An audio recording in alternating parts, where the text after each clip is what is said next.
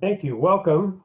My name is Mike Hockley, and I am co-chair of the Overland Park Chamber's Public Policy and Advocacy Committee. I'd like to welcome everyone to the Johnson County Public Policy Council's Candidate Forum for Kansas District Senate District 8. Joining me today are Cindy Holscher, the Democratic candidate, and James Todd, the Republican candidate.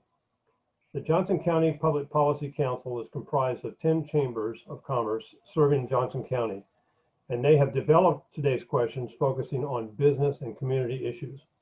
We'll start with a brief opening statement by each candidate, followed by our Q&A. At the conclusion of the forum, each candidate will have time to make a closing statement. Because of the constraints of the format, we will not have questions from the audience. We will alternate which candidate answers first, and before we went live, we conducted a coin toss to see who would start. And Cindy Holscher won, so I will ask Cindy to start with her opening statement. Cindy? Great. Thank you so much. Thank you, the Chamber, for hosting this event. Thank you all for doing this. I'm State Representative Cindy Holscher, and I have been proudly serving the people of District 16 for the past 4 years, and I'm now running for Senate. When I first ran for office, we were in the midst of the disastrous Brownback experiment. Our public schools were losing funding at an unprecedented level, and teachers were leaving the profession. Additionally, nearly every agency of our state government was stripped of necessary funding, while the wealthiest in our state weren't benefiting from some huge tax breaks. We were accumulating massive amount of debt while letting our most important resource, our children, slip through the cracks. After running against a Brownback extremist in 2016 and winning, I relied upon my previous corporate experience to help me in Topeka. I was known previously as a problem solver, and I gladly put those skills to work at the Capitol. I co-founded the Women's Bipartisan Caucus, which got people to sit down and talk, and from there we solved some issues, including ending the Brownback experiment. As a result, from that, we were allowed to constitutionally fund our schools and start the process of rebuilding our state. Certainly my background in building multi-million-dollar budgets and managing large work groups has helped me in the legislature. In this particular race this year, the voters of Senate District 8 are very fortunate to have a clear picture of where the candidates stand in this race by looking at our voting records. And the differences are stark. While I've consistently supported Medicaid expansion, the funding of our public schools, and worked to stop the Brownback experiment, my opponent's record is much different. In fact, it's basically the opposite. That is why I have the endorsements of the public education advocacy groups, as well as Mainstream Coalition and numerous other organizations that are focused on the best interest of the people. We are facing unprecedented times with this pandemic, and we will need strong problem solvers to help us move forward and not only recover, but to help the state thrive. This isn't a time to look back and rely upon failed experiments. Let's leave those failed policies and ideology of the Brownback era where it needs to be, in the past. Thank you. Thank you, Cindy. And now we'll move to James. Thank you everyone for hosting this event. It's important for voters to get a chance to hear from the candidates and what's important to them. For me, education has been paramount in this election, and it's education in kind of a different vein. In the past, we've concerned ourselves very much with funding of education, which is of paramount importance. Both of my parents are public school teachers in Kansas City, Kansas School District, and having support for them and all the families in the areas is critically important. But this election season's had a different tint to it, and it's been because of COVID-19. Everybody in the area has been affected by this with the shutdowns, with job losses, furloughs, people working from home, and kids being educated from their living rooms and not in the classroom.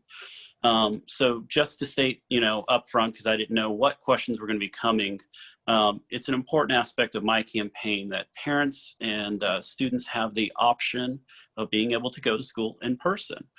This is a area that's of stark contrast between me and my opponents. And it's something that is moving certainly in the direction towards the parents and students. When schools were set to be reopened, and a lot of families like our own were having kids expected to go back to school, we got an order from the governor first to slow down opening, and then a lot of our local school districts chose not to offer any in-person education at all. This is disruptive. It's regressive. It's regressive on low-income families, because families with means can they can send their kids to private school. They can hire private tutors. They might have the opportunity for a parent to stay home and participate in the education of their child. It's been very disruptive to parents. There's been parents protesting at our schools to have options put into place, and a positive way, at least there's movement going that direction. Just last Friday, the Johnson County Health Department changed its gating requirements, and it is my understanding that Shawnee Mission School District is going to be moving towards a hybrid learning style. Blue Valley started to move to this. Olathe has made some accommodations. And all of this should be approached with an abundance of caution, with safety measures being put in place to protect our teachers and our parents and the students as they try and participate in education. So that's an important aspect of the campaign. It's an important thing. I'm trying to work with parents and teachers so that their voices are heard, because a lot of them just feel like their public servants haven't been listening to them. COVID-19 has created a lot of strain on the economy. It's caused a lot of strain in our families and our homes. Johnson County is experiencing the highest unemployment rate in the history of the county, over 10%.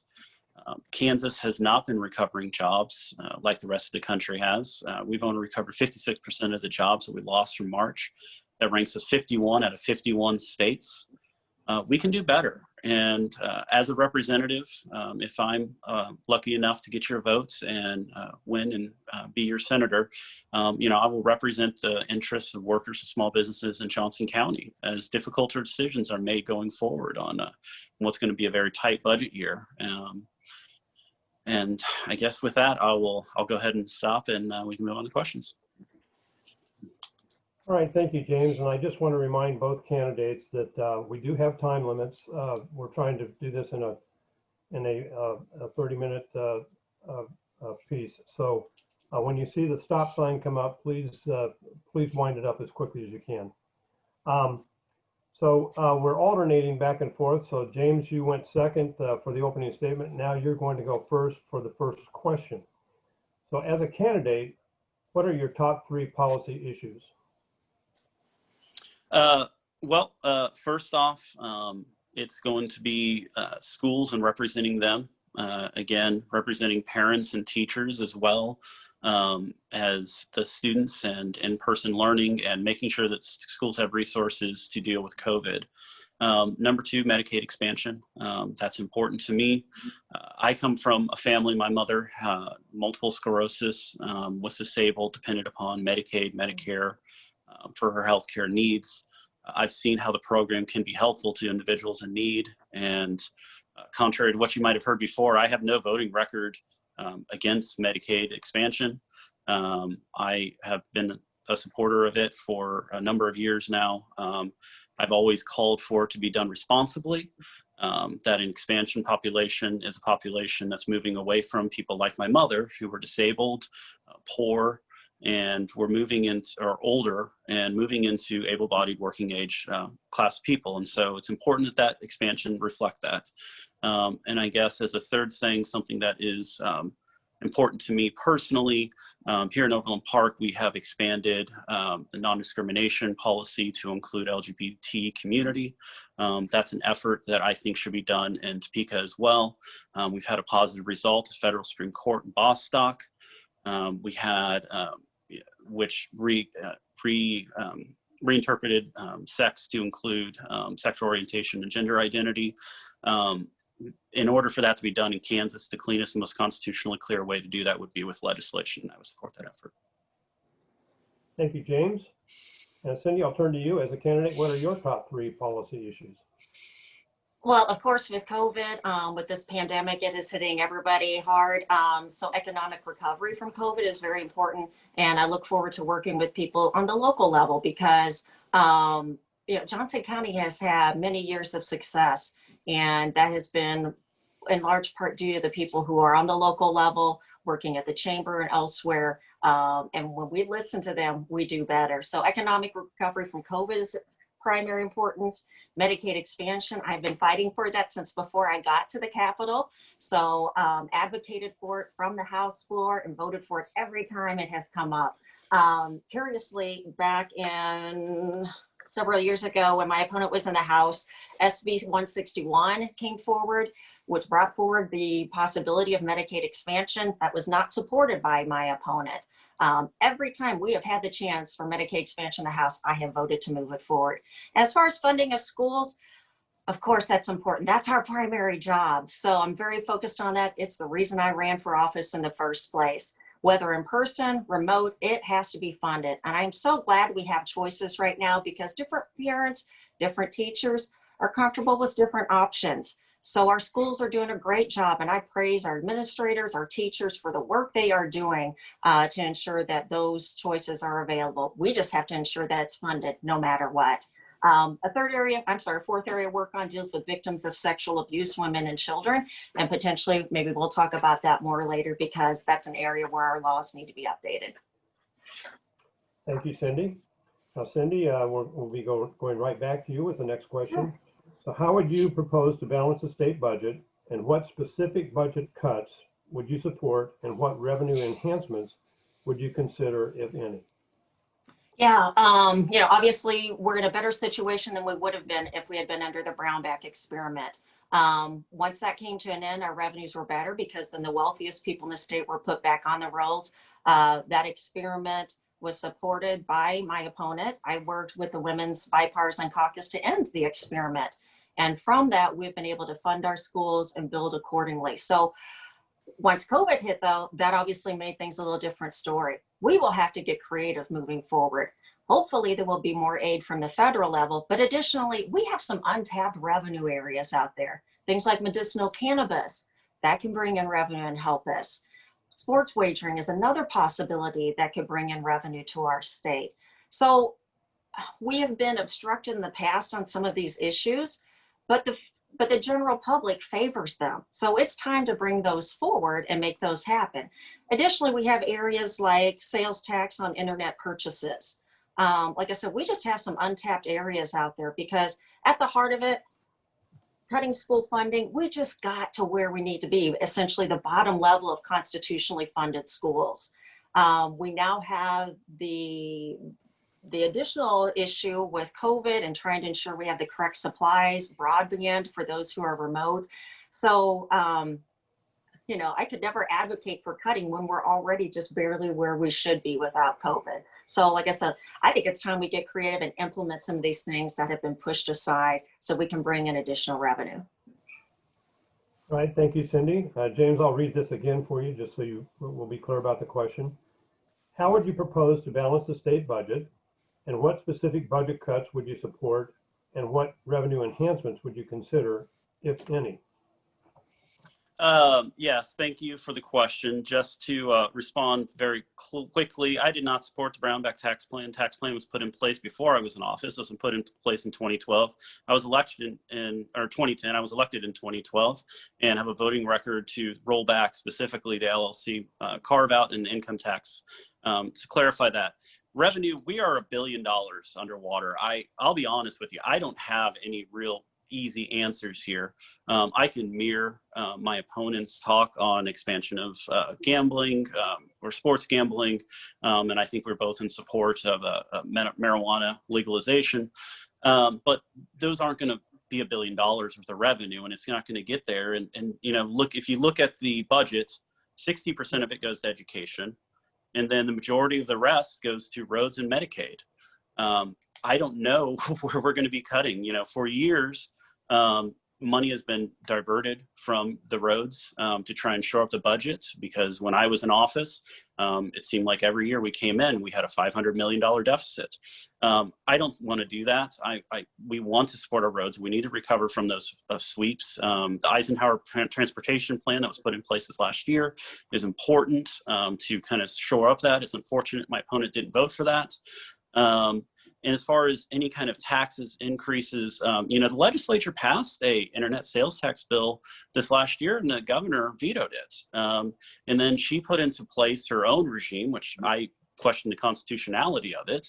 that's still being put up to question. So I don't know what new internet sales tax she's talking about. Is she talking about adding more internet sales tax on top of what is already in place? But we're already the 5th highest taxing district in the United States when you talk about median income taxes. People are taxed enough. We don't need to look at new taxes, revenues. It's vitally important that there be some kind of aid that comes from the federal government. And I hope that, whatever the election outcome is at the presidential level, that we get something.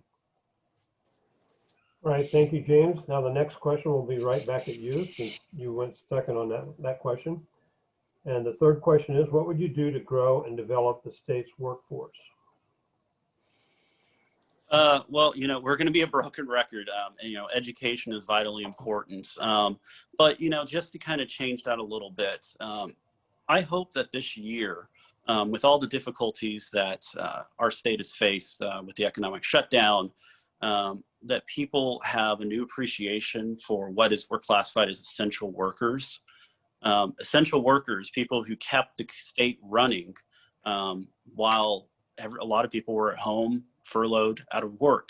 People like plumbers, people like electricians, people working on our roads, people stocking shelves in the grocery store.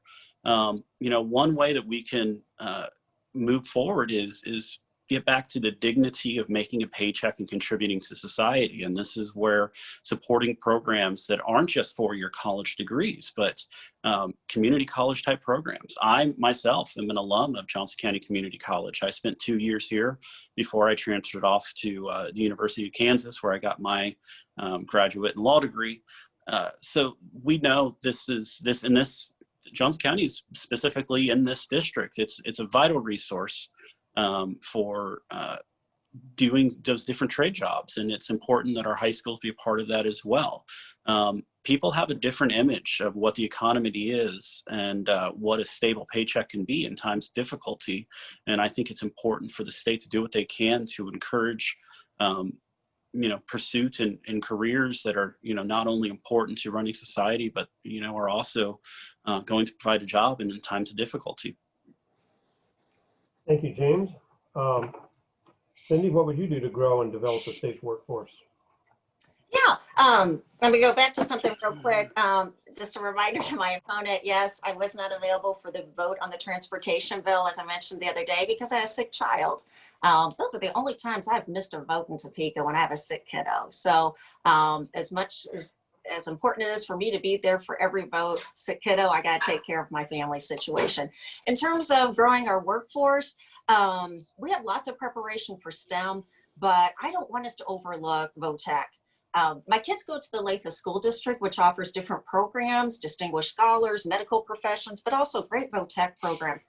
And, at a time when we struggle to find line workers in Kansas, and those are great jobs, I mean, that's an area we really, really should be moving forward in. Additionally, we have groups of people, some that would be VOTEC aligned, others that would be college, more likely to go to college. We've just got to ensure that higher education is affordable and accessible. The more expensive it becomes, the harder it is for kids to attain it. I look forward to us, becoming a Kansas where millennials want to be, where there's growth, where there's bioscience. Why can't we be the Silicon Valley of the Midwest? I mean, there's a lot of things we could do here, and we have some of the best and brightest that go to our high schools and our colleges. Let's keep them here in those types of industries. And I think I mentioned it before, we need to keep the state government out of the local level. Johnson County has been immensely successful, despite sometimes some harsh efforts on the state level. Thank you, Cindy. Now this next question will come right back to you. What are your views on K through 12 public education funding? I think you talked about it, but you get a chance to talk again. Sure. It's like I said, that's the primary job of the state government. It is the reason why I ran for office.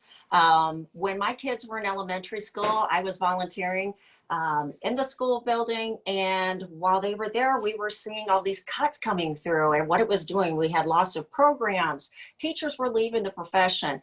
And one weekend, my daughter and I were at Target, and she saw one of her teachers working there and was perplexed why a teacher would be working at Target. And I explained it was because many of our teachers didn't make enough money. And she looked at me and she said, "You go fix that." So that's why I'm here. Since then, I have proudly voted to increase funding for our schools to get it to constitutionally level funds or constitutionally funded levels. Sadly, my opponent, while that he has mentioned that that's an area that's concerning, there are bills after bills after bills where he voted against our schools. The elimination of teacher due process, HB 2109 was a scholarship program that took money away from our schools. SB 7 was one of the most damaging to our schools in that it froze funding in the block grant form and did away with our funding formula. So, and there are more. There's more list of bills that have hurt our schools. And like I said, I'm proud to say that I vote in favor of our schools. I vote in favor of our teachers. We have some great schools here. It's the whole reason why most people come to this area. And it is our crown jewel. And I hope, and I sincerely, as we go forward, hope that we keep our good work going there. Thank you, Cindy. James, what are your views on K through 12 public education funding? Well, as I've stated previously, vitally important. Just to correct the record on anything, I didn't vote for education cuts. Education classroom spending went up every single year that I was in the legislature. Education classroom spending has gone up every single year since 2012. I think we can be in agreement that we want money to go into education. Just to clarify on a couple of things that were said, HB 2109 on the scholarship program, that's a bill that put, if I remember my collection, if I can remember off the top of my head correctly, I think $150 million into education. It did a number of different things and nothing to speak directly to it. The scholarship program that's put in did not redirect any public dollars. At that point, Kansas Constitution is a Blaine amendment. State dollars cannot go to private schools. And so that set up a scholarship program in which people could donate to a scholarship program, and then part of that scholarships can be given to individuals who then go to private schools. No diversion of any public dollars whatsoever, and that's simply false to say so. On SB 7 on the block grant, I voted for that bill because the superintendent of Shawnee Mission and the superintendent of Blue Valley, the two school districts represented, supported that bill because in the midst of, again, budget deficits of $500 million, it protected and guaranteed funding for schools for 2 years and had specific protections for a block of about $5 million that both of those school districts had. So I voted in support of my school districts on that bill, and it gave us an opportunity to try and pursue a new funding formula. We have a lot of money that comes from the states. We have restrictions on what can be provided locally. The school districts in this area, Shawnee Mission, Blue Valley, Olathe, want more freedom to be able to raise local revenue and invest into their schools. And that's blocked by the federal or by our state finance formula. And the Supreme Court has ruled that those efforts are unconstitutional. So that those efforts are blocked by the Kansas Supreme Court to support our local schools is unfortunate, but that's the reality of the situation. So as she stated, we have a constitutional mandate on education. It's my current opinion and understanding that any cuts to education would be unconstitutional, whether they're in the midst of a pandemic or not. So for me, we have to continue on with the funding program we have and continue on increases that are planned in the future. All right, thank you, James. The next question will come to you since it's your turn to start. What types of economic development policies will you support to encourage job growth and business expansion in Kansas? Well, I'll just throw out a couple that are things that I think are important. HB 2689, which was as an angel investors tax credit, angel investors, individuals who invest in small businesses, usually at the risk of loss of money to them. That was a bill that was passed in the legislature last year. My opponent voted against it. Senate sub for HB 2585, that dealt with contract electric rates. Kansas, amongst a number of things that are high in Kansas, the electric utility rates are a little high too. So, trying to find relief for our businesses as we compete to draw in jobs from other states, and especially from across state Missouri, it's important that we, do what we can to try and keep electrical rates low. But, you know, going to what is maybe in everybody's mind the most important thing right now, that is keeping the state open, that is dealing with the pandemic, that is dealing with COVID-19. Specifically on a bill, something I would have supported that my opponent voted against was HB 2016, the bill that came up this summer. You know, the state shut down in March, which was a reasonable decision given the knowledge that we had back then. People saw what was going on in New York. People saw what was going on in Italy. There was fear and concern that we were going to have major problems here in Kansas. And the pandemic has been disruptive, and it's real. People should take it seriously. They should wear masks, keep businesses open, wash your hands, socially distance. But the scientific evidence came back, and we were not experience a pandemic outbreak like what New York experienced, like what Italy experienced. In fact, no place else in the United States has dealt with what New York did and the loss of life there. Infection rates have separated out from deaths, and getting an infection is very dependent upon your age. The President of the United States at over 70 years old getting sick is a lot different than an 8-year-old getting sick. And so that's something that has to take place in our thinking, and responsible leaders change their thinking on this. And so the governor was slow to reopen the economy. Small businesses were struggling. I know small businesses that had to reopen in violation of the governor's order, because if they didn't, they would have to shut down forever. This is the reality of that impact. So HB 2016 was put in place by the legislature to offer greater local control, so that what's right and what's important for us in Johnson County might not be what's important in Bourbon County, or the right policy to pursue in regards to how they approach COVID-19. That's an effort that I supported. Keeping the economy open so that all the small businesses have a chance is important, and something that my opponent voted against. All right, thank you, James. Cindy? What types of economic development policies will you support to encourage job growth and business expansion in Kansas? Yeah, you know, interestingly, Kansas millennials are leaving the state the second highest rate in the country. And 63% of people who have left cited jobs as the reason. So, you know, again, I think I alluded to this earlier. You know, we provide a great high school education, secondary education, college education, but then we often lose them. And I think if we did more things that were in line with the areas that they're looking at, technology, climate change issues, and in particular in that area, we produce the second most amount of wind, but we don't exactly harness it all accordingly. So green jobs, those are the types of things our millennials are looking toward. But you also have to have a base as far as investments in childcare, low cost of living, and affordable housing with wage growth. So like I said, you know, I'm looking at what can we do to keep some of these best and the brightest people here in line with what they're looking for. Additionally, as I mentioned earlier, we have some untapped resources in terms of sports wagering, medicinal cannabis. Those bring jobs too, and those are great jobs for the area. So I want to keep our best and brightest here and ensure that we are providing good jobs for them. And I do want, okay, am I still there? You are now. My You blacked out briefly. It was gone for a second. So, you know, it's my fear.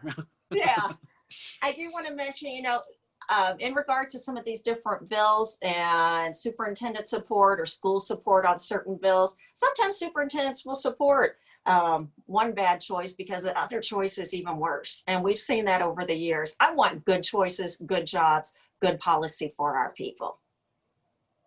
All right, thank you, Cindy. Now, Cindy, we'll be coming right back to you. No, I'm sorry. James, it's your turn. What are your views on state policy, being as specific as you can, state tax policy?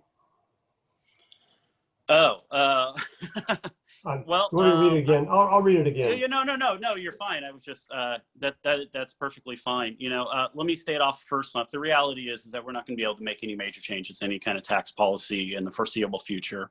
We're dealing with a $1 billion deficit. The economic disruption that's occurred is probably not going to end even into next year.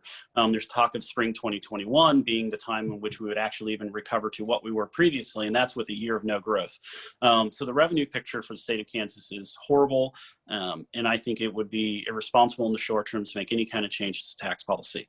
That being said, there are a couple of things that I think that we should look at and adjust.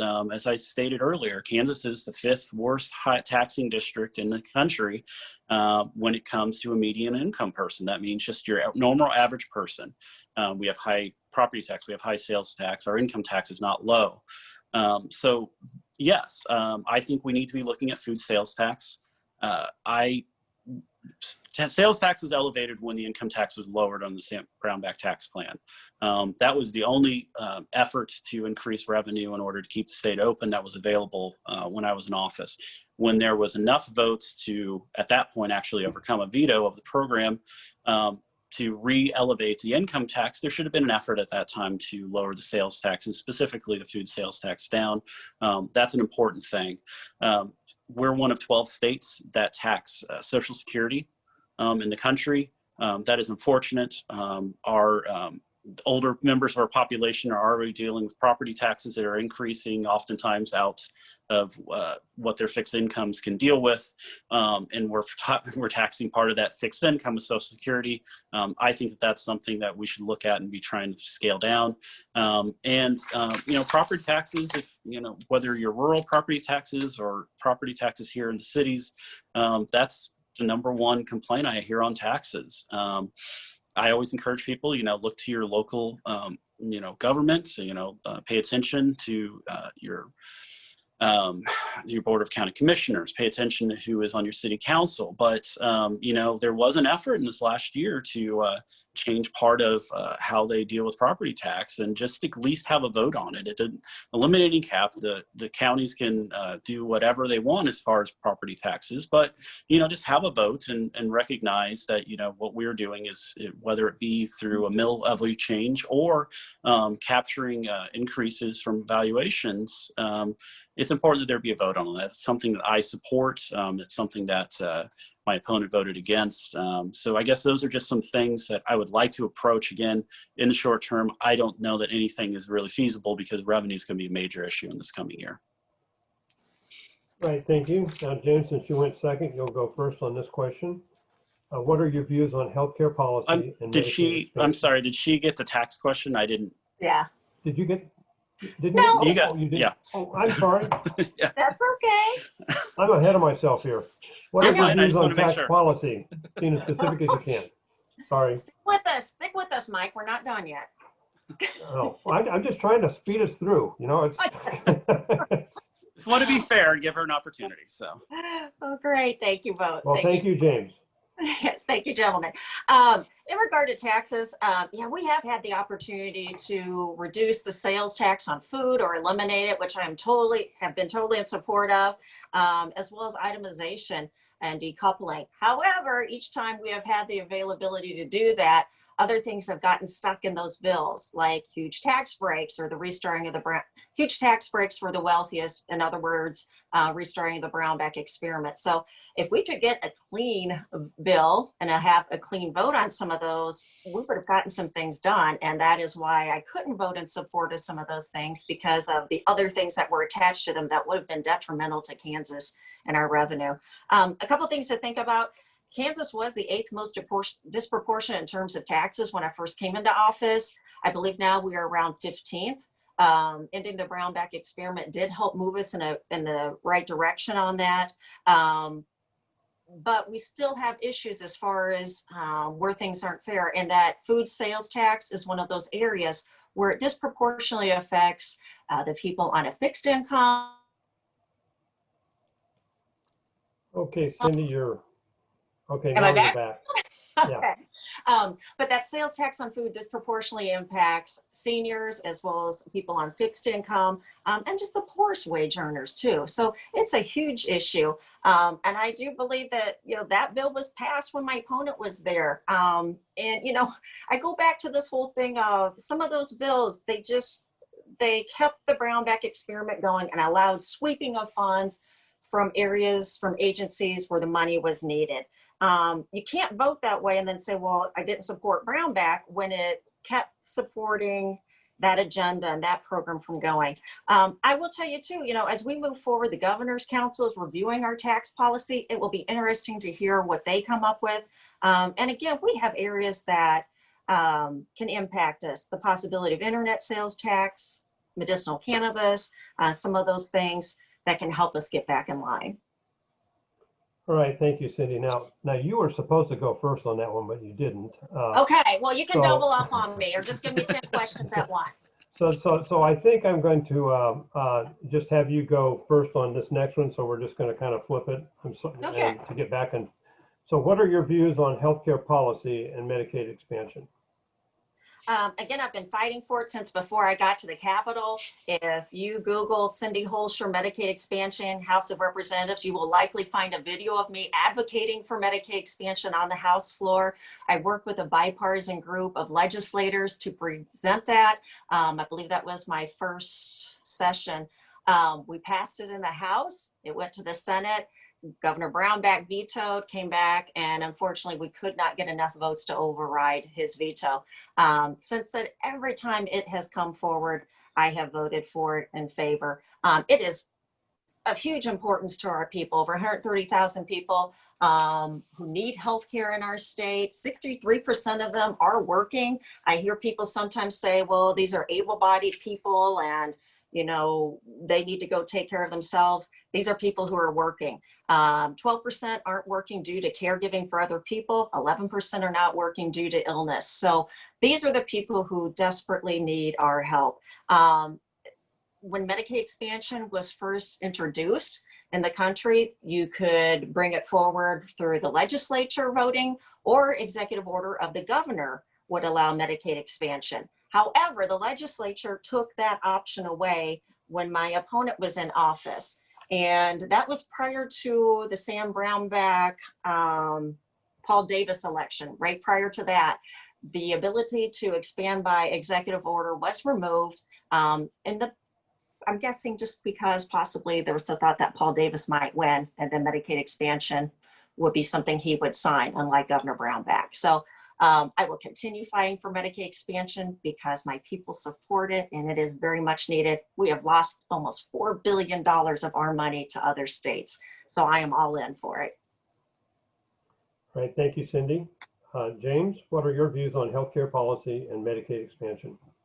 Well, as I previously stated, I'm in favor of Medicaid expansion as well.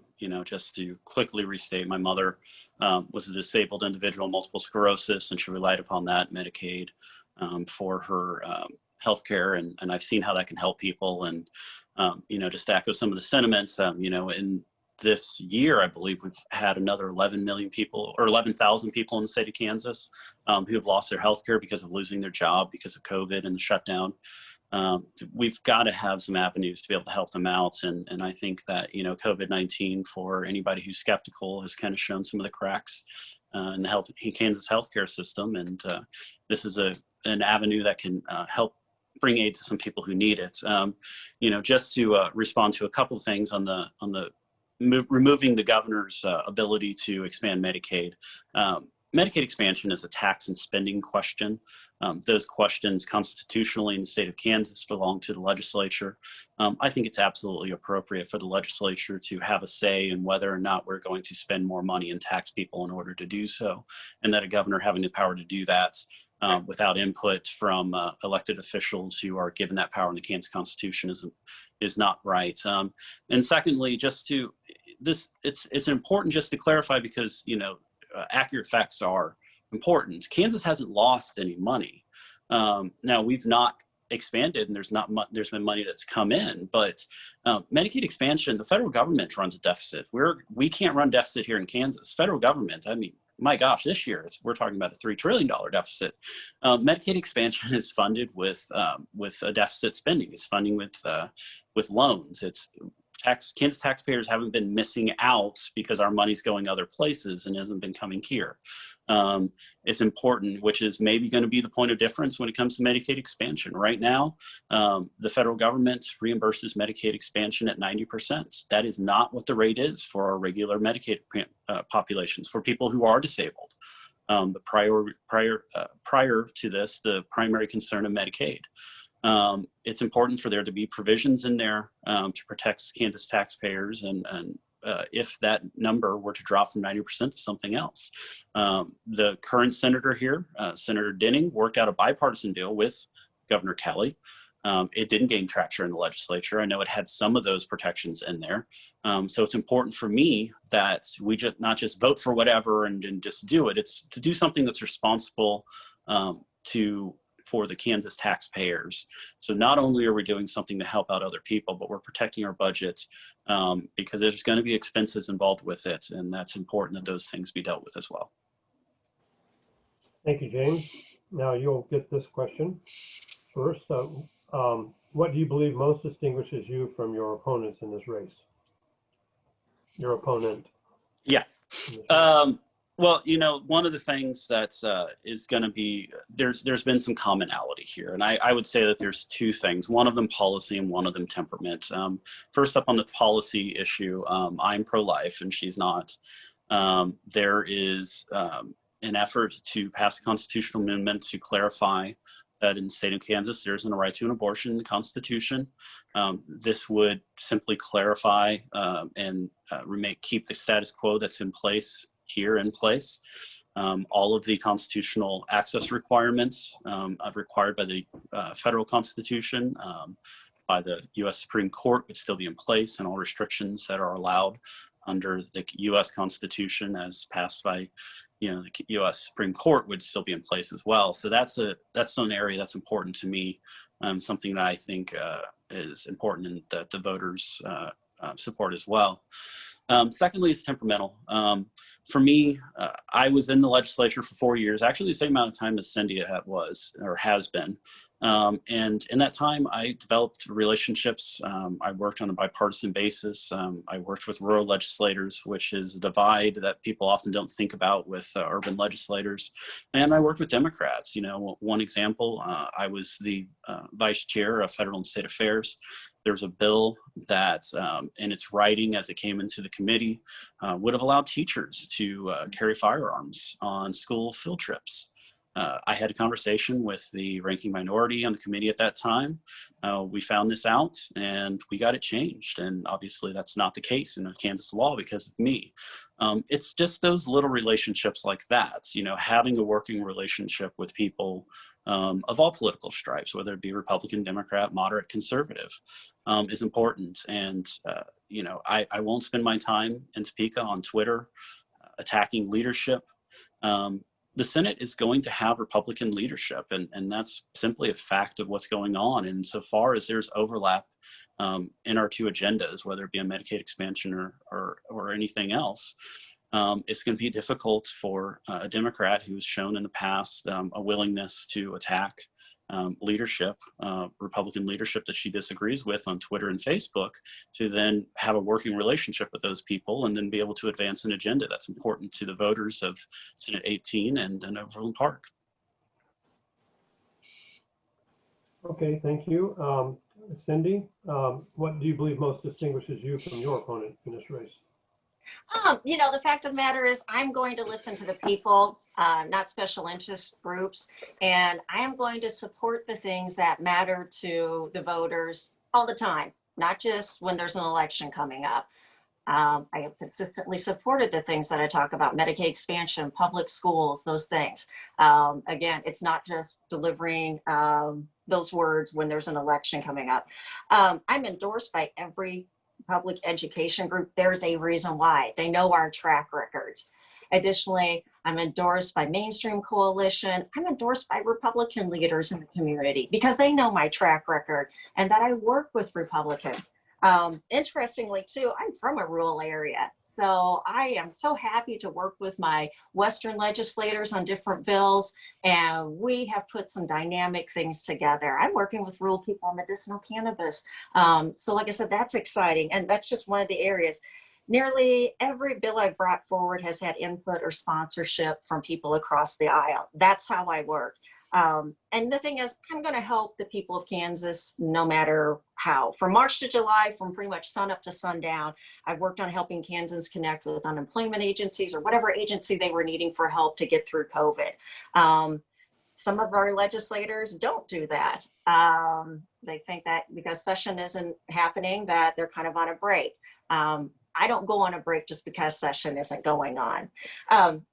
My opponent brought up pro-life. Of course I am pro-life. Nobody wants Nobody wants abortion taking off, the numbers going up, that type of thing. And the fact of the matter is, the bill that was brought forward last session was an extreme bill.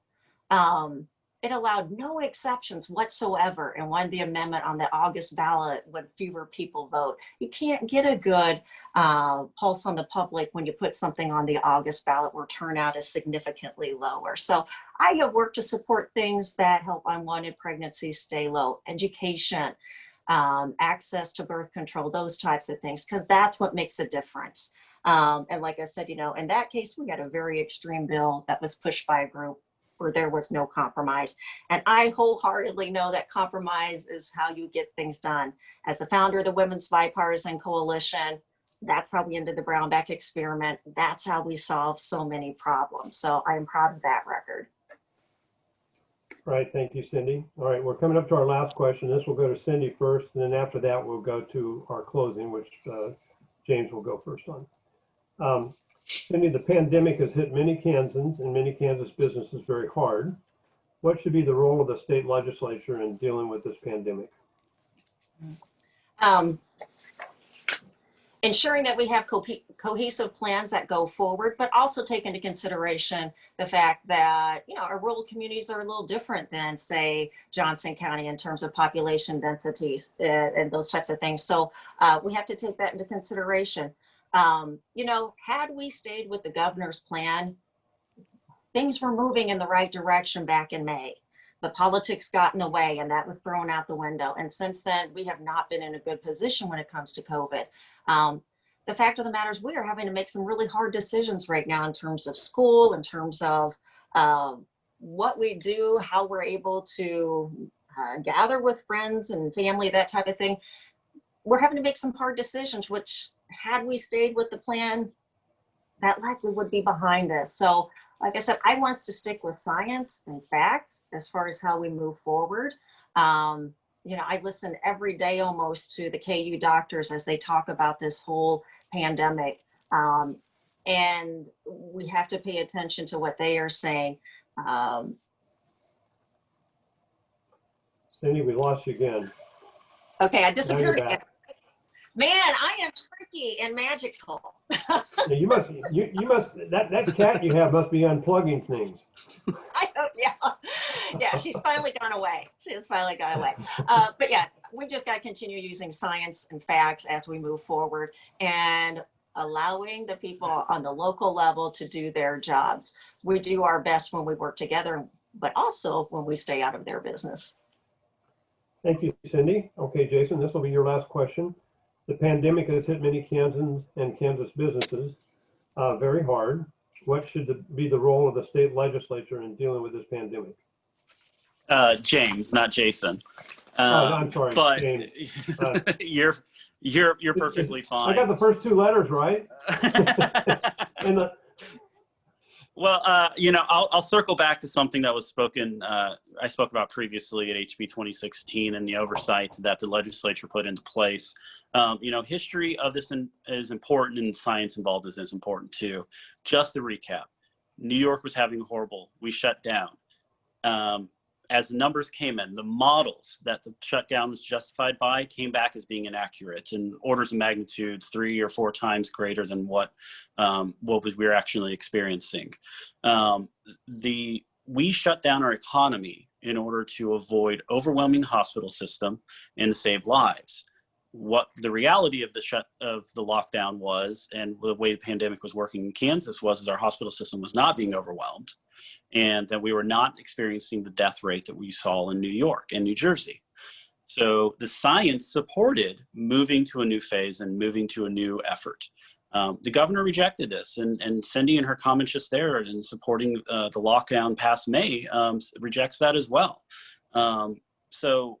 And it kept going and it kept going. And as I said, stated previously, I know people who lost 3 jobs.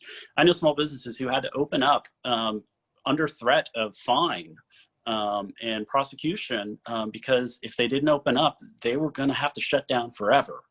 The impact was tremendous. And obviously it came to a head with her order regarding with churches. Churches fought back. Her order on churches was both unconstitutional in Kansas law, violated Kansas statute. The legislature pushed back. She lost in federal court, and HB 2016 was the result of that, an effort to,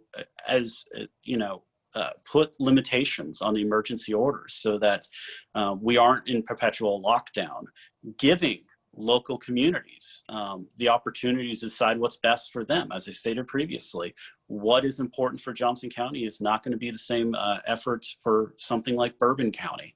Population density is important to pandemics. Pandemics are largely a city issue. It doesn't mean that there aren't problems in rural areas. It just has always meant throughout history, as you look at every pandemic, cities are hit the hardest.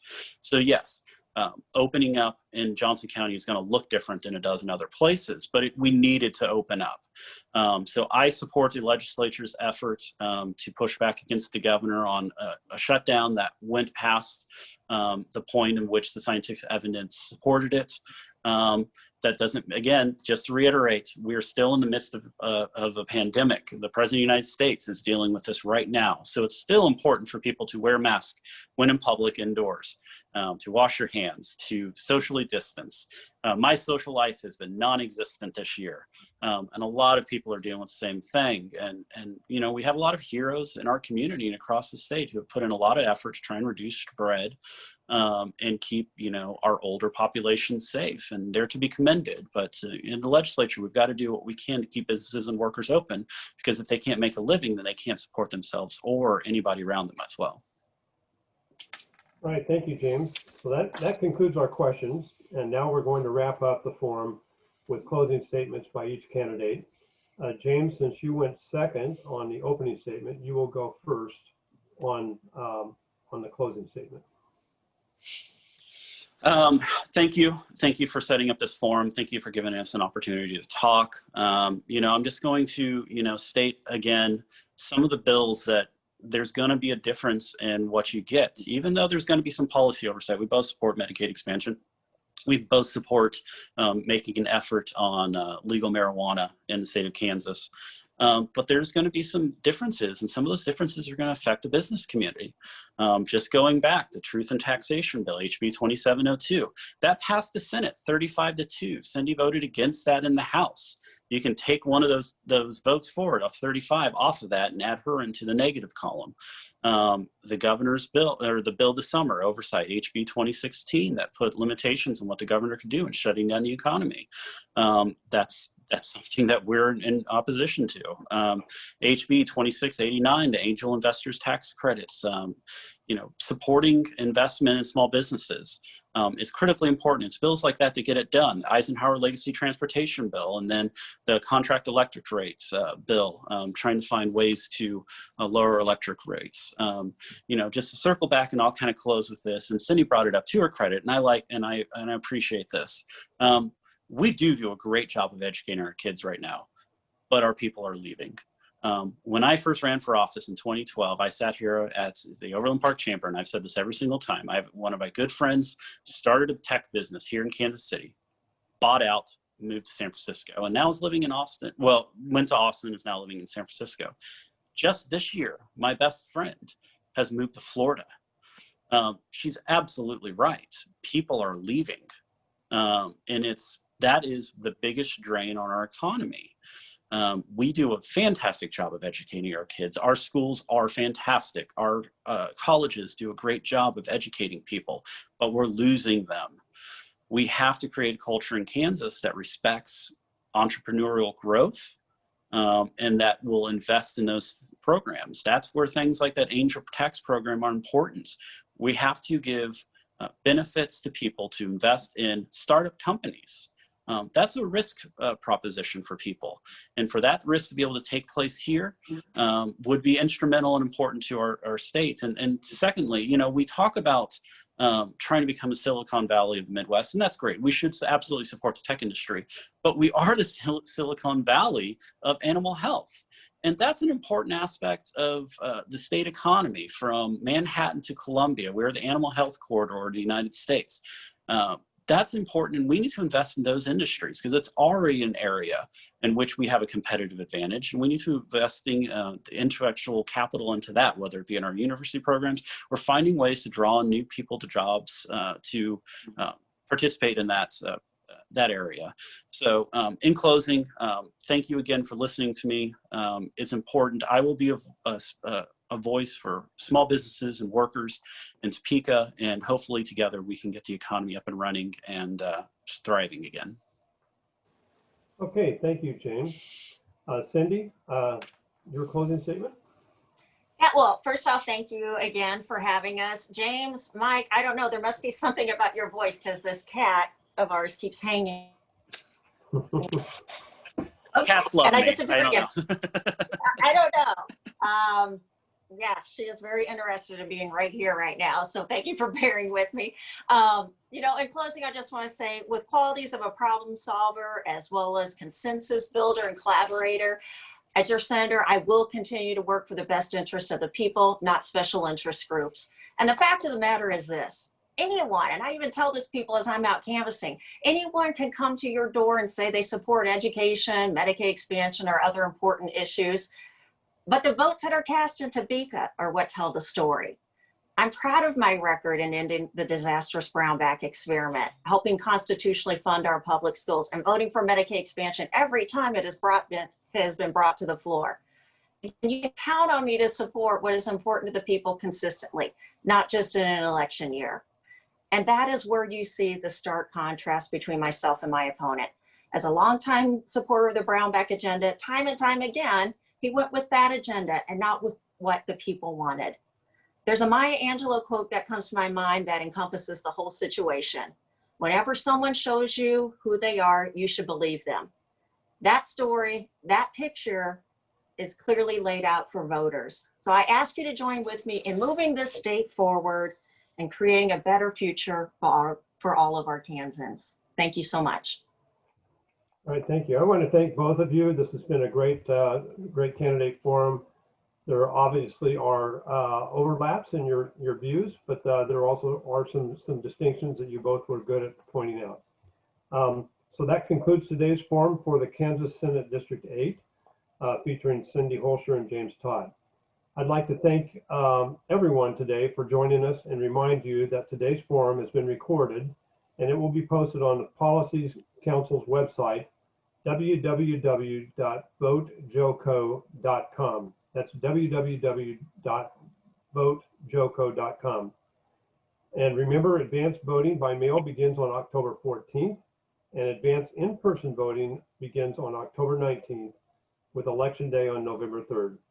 Please go out and vote. Thank you for joining us, and have a great day.